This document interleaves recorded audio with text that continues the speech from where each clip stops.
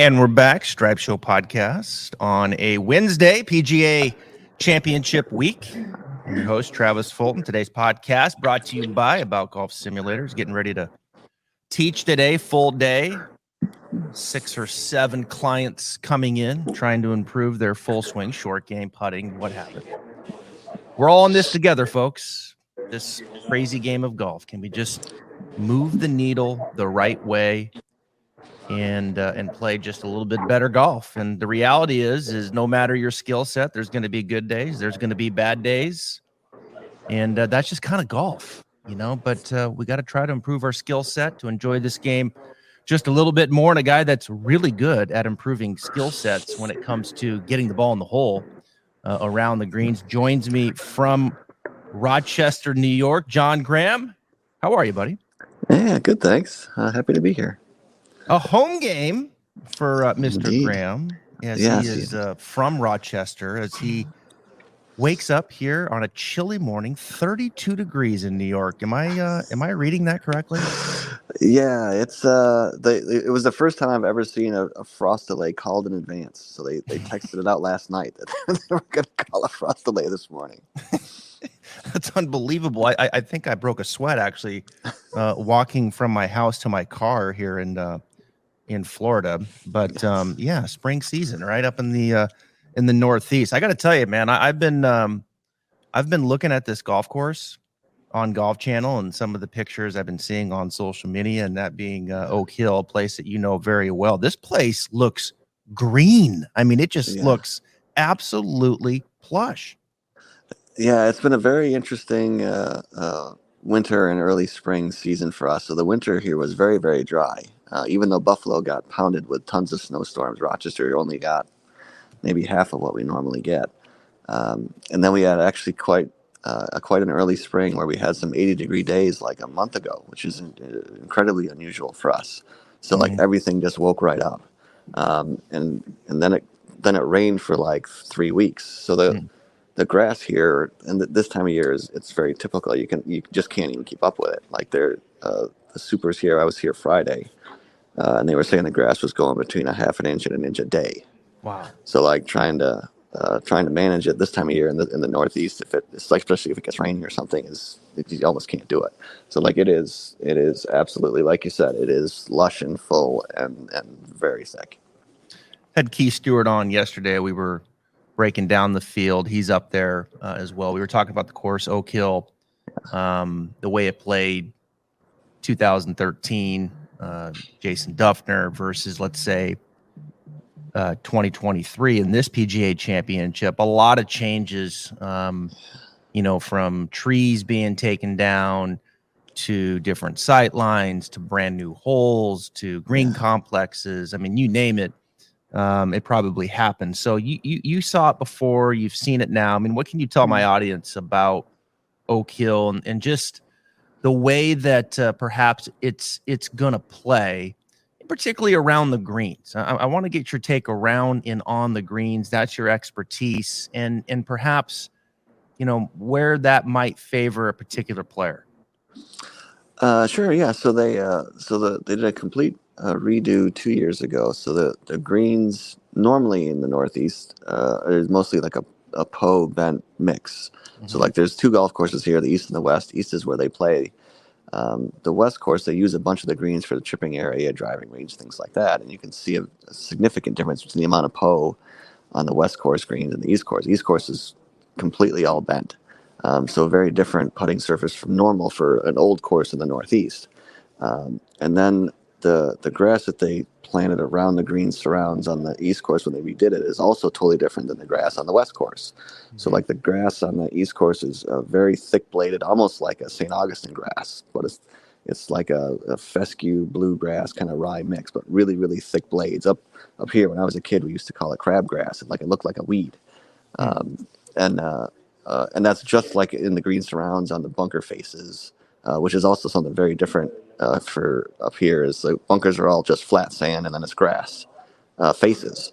So it's not like you hit it up at the top and it rolls down to the bottom. It can sometimes stick right in the grass side of the hill. They're trying to get that short enough so that it will roll back down. But early in the week it was sticking in. which would be, make it incredibly difficult.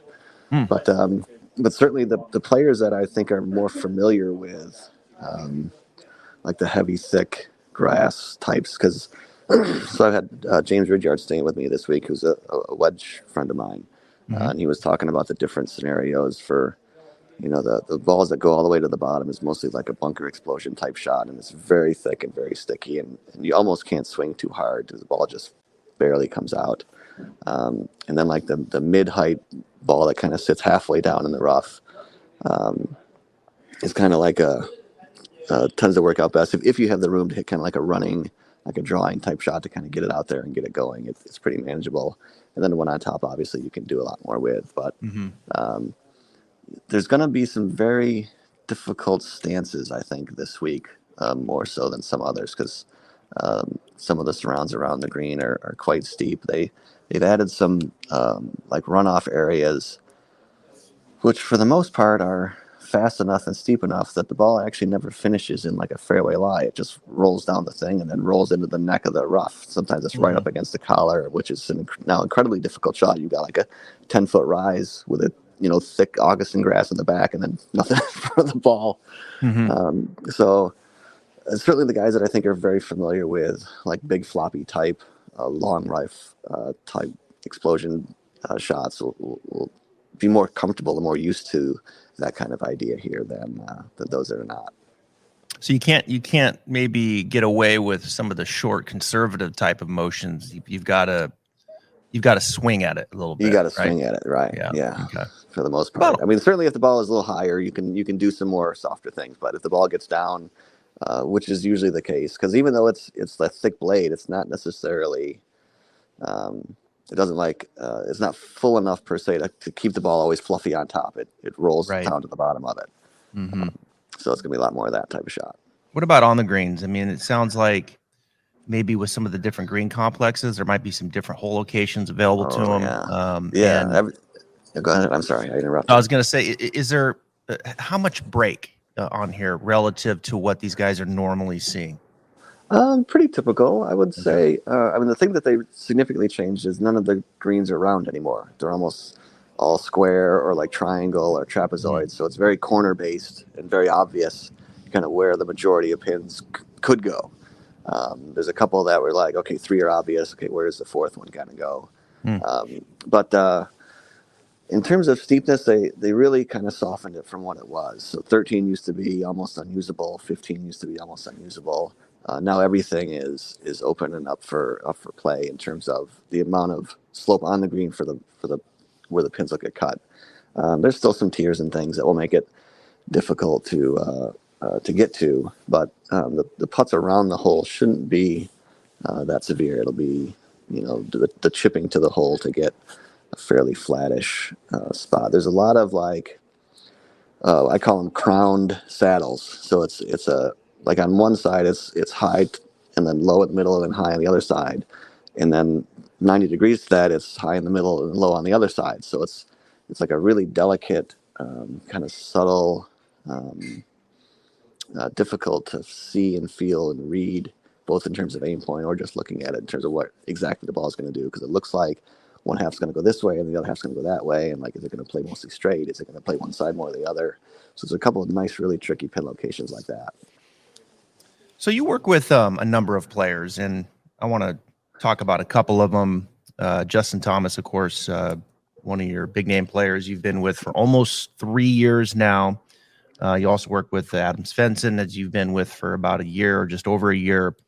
A lot of people don't know that you consult with Jason Day as well, who, of course, is having just a fabulous year. Just won the AT&T Byron Nelson last week. You look at the resurgence of Jason Day. I've talked a lot about him on my platforms. Had Chris Como on earlier in the year in January, because I could see a lot of the changes that Jason was making in his full swing, and I would text with Chris and I'd say, "Wow, this looks pretty different." I mean, he looks very different in his backswing with his change of knee flex. His club shaft looks shallower coming down. I mean, it's like some wholesale changes, all in an effort to protect his back. And we had him on and we broke that down, and not surprised to see him flourishing with that. But the other part of his game that's been very consistent and solid is has been his putter. So you consult with him on his putting.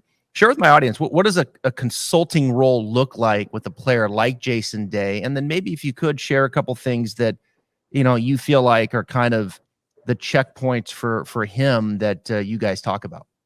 Sure thing. Yeah. So this was probably, almost exactly 2 years ago. So it was shortly after the Masters of 22 or 21. And Chris had just started working with him maybe 6 months or so prior to that. I can't remember exactly the timing. And Chris asked me to go to Columbus, where Jason lives, and spend a day and do like an assessment on what I think is different from what he's doing now to what he was doing when he was arguably the best putter in the world for years on end. Mm-hmm. And there was a very clear change in the way that he was kind of timing out and accelerating his putting stroke. So he had gotten to a point before I had met him that it was getting really, really slow backswing, and then like a really abrupt kind of like bursty follow through. And he was struggling with face control. He was struggling with distance control. And my job obviously was very different than Chris's. My job was more to get him back to where he was, not like kind of figure everything to protect him. It was like, oh, this is what you used to do, and you were the best in the world at this. Let's figure out what's different. How do we kind of get back there?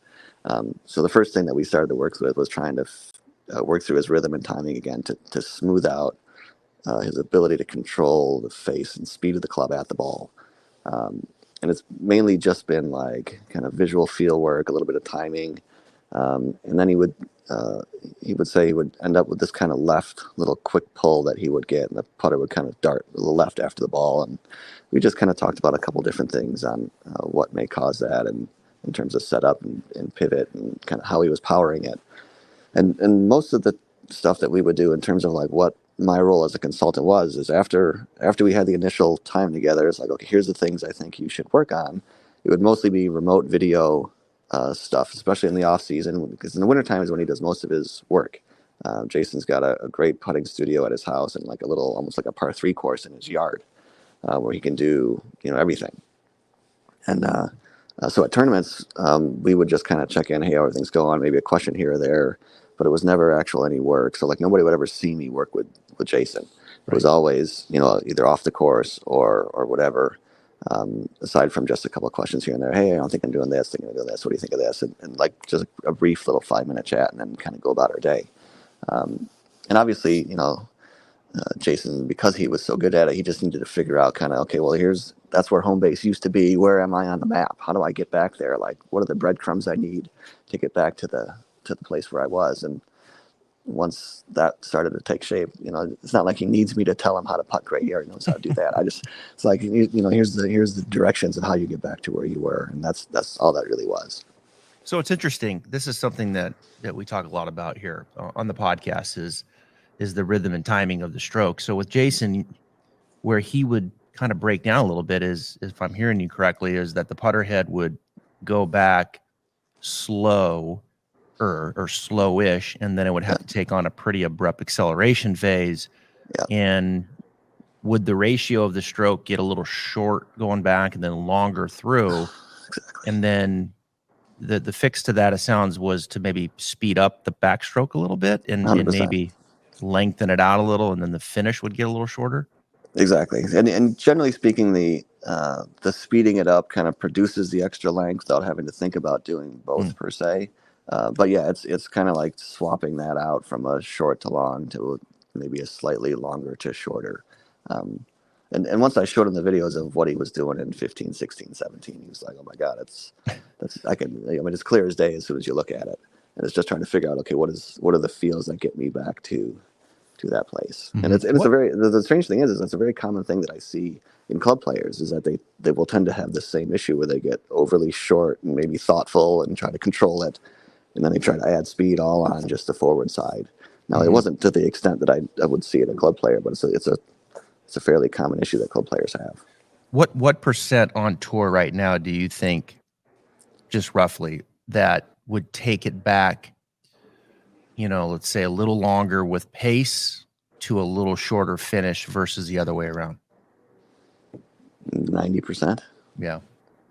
It's fascinating. I mean, I would have probably put it at, 80, somewhere in there, Yeah. but 90. Wow, that's a big number. I mean, that Yeah. like I just did I did an event here in the studio probably 3 weeks ago, had about 20 people in here, and all of them play a decent amount of golf. I would say probably 10 of them mid single digit handicaps. And I asked them the question, I said, do you think the majority of players take it back short and accelerate to a longer finish? Or do you think the majority of players you watch on TV take it back longer with more pace to a shorter finish? And it was predominantly pretty heavy that it was the first way. And I was like, no, it's actually the second way. The second way, yeah. After we did the presentation, 2 guys came up to me and they had this look on their face like, that doesn't even make sense to me. I mean, why would they decelerate their impact? And I was like, well, they're not exactly decelerating. They're just, it has pace and it's kind of more cruise control through the strike. Right. And so when you have that cruise control of the pace because you've loaded the energy going back, then it's a little easier to match it up to, how the ball's coming off the face from a touch perspective, generally speaking, right? And we know that's not the 100%. case with everybody, but Correct. and so it's one of those you have to talk through. But I really do think, and you make the point with the club player, that when you show them that, like they hit the ball more solid too. Yes, like they hit 100%. it more in the center of the face through that training. So it's just fascinating. And it's something that I really do think that, look, if there's something we can learn from professional players and actually achieve, well, I think what you just described with Jason Day, I think everybody listening this could probably achieve it. No doubt. Yeah, this is a very learnable skill. It's just kind of changing how you conceptualize what needs to happen. Yeah. Let's talk about Justin Thomas coming in as the defending champ, the PGA. What a comeback last year. I mean, my goodness, 7 shots back going into the final day. I think he bogeyed the first hole, and then he was 8 back or something, and then like off that, he comes and catches Mito and he shanks it and still comes back. Yeah, that's right. You just never know in this game, right? Exactly. You got to keep fighting everybody. All right, so I wake up this morning and here's a picture of Justin Thomas holding up 2 fingers in front of his face and looking at a hole. And of course, when we see that, we know there's a little bit of AimPoint going on. Talk about, if you could, just where we are with JT when it comes to, let's start with this. Where are we with JT from just as a whole with putting? We know he hasn't putted probably as well as he would like, and as we've seen him in the past when he won the PGA, when he won the Players Championship. But just where are we as a whole, JT, coming in with the flat stick as a starting point? Yeah, so last year when we kind of looked at how the year went, there was a stretch of putting between, let's say, Riviera and just before the U.S. Open that was probably not probably, it was the best putting of his entire professional career, that stretch of putting. And it was mainly due to, let's say, 9 feet and in, like really cleaning up well, saving those pars, making birdie on par 5, things like that. And but he wasn't making a ton from like 10 to 16 feet. So when we looked at it after the year, we're like, okay, we're cleaning up well. So obviously, we must be aligning it well. We're reading it okay. Something's not matching up on the mid-range one. Maybe it's a little bit of speed match, something. So let's get to work on that mid-range. Mm-hmm. And we spent a lot of time in that area. And if, at least the last time I looked at his stats, this was maybe a week or 2 ago, like in that 5 to 15 foot range on tour, he was like top 20, like currently is. Like he's in that area exactly where we were trying to get to. But his 5 feet and in has really gone downhill, mainly due to like 3-putting, his lag putt not getting super close and then missing the little 4-footer or 3-footer or 3.5, 5-footer, whatever the case may be. So his short putting is the main contributor to a statistical difference this year to last year. And so most of the work that we'd done the first couple of years was very speed and stroke oriented. But all the way through that time, I'm like, he worked with Matt Killen. Matt knew AimPoint. He showed us an AimPoint back in the day. And like, it's a good option. Let's, should we investigate it? Should we explore it? And he's like, yeah, I really didn't feel like I could feel it that well. I feel like I'm reading it okay. Let's just keep going this way. And eventually it got to the point recently where it's like, he would come off the course, and Bones and him would say, it's like, I feel like I'm hitting the putts exactly what I'm trying to, and the ball is not doing what I think it should be doing. Um, and then he started talking with Keegan, and started talking with Max, and then we started playing some matches together. And they were like, "Oh yeah, this AimPoint, you got to give this a try." And it was eventually a point where he was like, "Okay, I'm ready to try something." Mm-hmm. And Bones and I had talked about, AimPoint as an option for quite a while. We both thought it would be really good for him, and I was kind of waiting for the right window of opportunity where I think I could push it through, and he would be like, "Yeah, okay, let's go ahead and do that." And I just wasn't able to find the right one, and then he just opened it up on his own. He's like, "Okay, we need to do this." Okay, great, let's go. Mm-hmm. And so he contacted Mark and had Mark come down and show it to him, and I was there as well, so I could, be the point person after Mark would go back home. Because after he had talked to Max and Keegan, they both kind of said the same thing. Like, we both learned it from Mark, and then Phil Kenyon, who's their putting coach, would be the person that would kind of personalize it for them based on their stroke tendencies, aim, things like that. So it always ends up being like a mix of kind of who the person is plus what the math and science says should happen. It's like, okay, how do we put these two together? Because it's usually end up not going to be just all of one or all of the other. So he learned it like 4 days before Wells. I think I flew down on Wednesday. We spent those 4 days working on it, and he put it right into play at Wells Fargo. And it was the best putting that he'd had since Riviera, which I think was the last time he'd putted quite well. And he was like really excited to do something new again. So like when we had met a few years ago and we talked about some different things that he hadn't really thought of, he's like super excited to get to work. He's like, I got something fresh to do, like something new to chew on. And like, let's get at it. And now the same point is kind of that spark Mm-hmm. that he was looking for, to be like, okay, now I've got something to work on, something new that's different. And it kind of like took all the thought out of his stroke, and he was able to just focus on speed, and it was like re-energizing, if you will, to just have something to do. And it was so quick and so fast, and it's like his thoughts were a little more decisive and more clear. So far it's been a very good decision. I felt like it would be for a long time. And as time goes on, it'll be this nice mix of AimPoint and Justin and how he kind of puts the two together going forward. But it's an exciting time. So what what would you say right now coming into this week for him? He's gonna use his feet. You're gonna see the fingers up, and then that's gonna tell him based off of the math of AimPoint where to aim it. Do you think he'll 100% aim it there, or do you think he'll still kind of use his eyes and then make a calculation?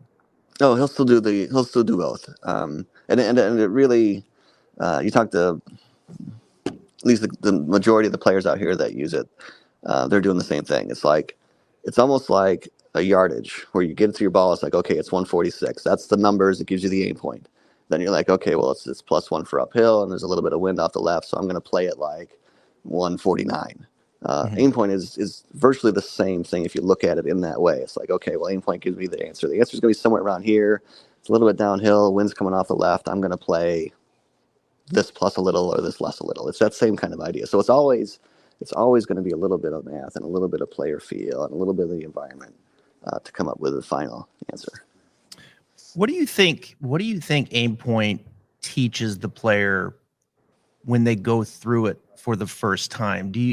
My experience in teaching it is that a player when they go through it, if they're willing to make mistakes, right? If they're willing to say, all right, this is what the math is telling me, or what at least I think I'm feeling through my feet and the percent, et cetera, and I'm going to aim it 3 inches to the right, and I hit it, and it only breaks 1.5 inches. And then, okay, wait a minute, something was wrong. So I have to go back and determine where I got it wrong. But from my experience, John, at least they can quantify to some degree why they overread it or underread it. So it starts to teach them kind of what their tendencies would be, per se.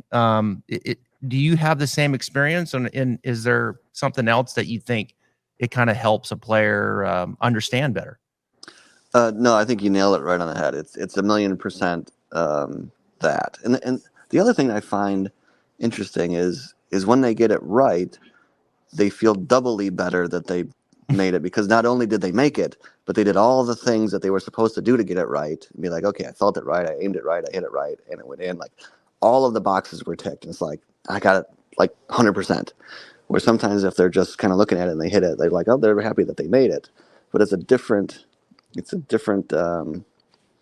culmination of skills and feel that you've done to get there. And then what you'd said about being able to determine what you got right and what you didn't is rewarding in terms of I don't know why it didn't go in. Like you can figure it out. I either did this or this or this or this or this, and then I can learn, and then I can improve. I can see a pattern. I can see a tendency. I can work through it. And that was the main reason I got into it 15 years ago. Was it answered the why question of green reading. Is like, well, I don't know why it didn't go in. Now I could figure it out. Mm-hmm. Do you think JT's already starting to kind of understand maybe some of what his tendency may be, and then from your perspective, do you think like a little bit of that learning is going to, perhaps be the answer that's going to, flip the switch here a little bit and get him where the ball is going to be going in, and he's starting to see that and he builds confidence, and all of a sudden we know when JT starts to go, like, look out, right? He starts to fill it up. Yeah, for sure. Yeah, he's very good at going when he can get going, and I think that's absolutely the case. This is his first time on bent. Bent feels a little different than Bermuda to him. So he started out a little bit feeling lower than what it had been, but as the days have gone on, it's caught right back up, and now he's feeling it really true to what he's dealing with. What do you mean lower? It feels lower to him. Oh, sorry. He was feeling less than what it was on the bent surfaces, and than he was at Wells on the Bermuda and the overseed. And that could just be the environment. It could be the firmness of the ground. It could be a whole bunch of things. But the week he started out, he was feeling it less than what it was and missing a bunch low. But again, being able to say exactly why made it easier to work through. Yeah, it feels like it's bubbling up for it, doesn't it? It kind of feels like that there's going to be a turn for the good here. He was positive 1.4 at Wells Fargo, where he finished 14th. I mean, his driver seems to be in a good spot. We know sometimes his driver can go a little astray, but it's in a good spot. His iron game has been very consistent. I think his short game, more times than not, you don't really have to worry about with JT. Exactly. But it feels like it's bubbling up, and then all of a sudden you see a couple balls go in, and you're like, oh wow, I'm kind of dialed in here a little bit more, and I'm quantifying it, and your confidence goes up, and then off you go. So yeah, it's an interesting game, and I'll finish up with this. Sometimes, do you feel, John, just as a coach in general, because we have a lot of coaches that listen to the podcast, and when you're working with players, whether it's a Justin Thomas, you also work with Adam Svensson. We talked about Jason Day, and I know you've got your hands in on so many other players, and some you can't tell us about, which I respect. But but are there times where you're like, man, we're putting the work in, and statistically, it's not exactly what we want. Mm-hmm. The ball's not going in as much as we want. But it really does come down to just some patience and letting things kind of fall into place. I mean, is it really that simple at times with players where you're just like, let's just keep doing what we're doing and the ball will go in? Yeah, and that's way harder said there, or way harder done than said. Especially when they're texting you at 10 o'clock at night.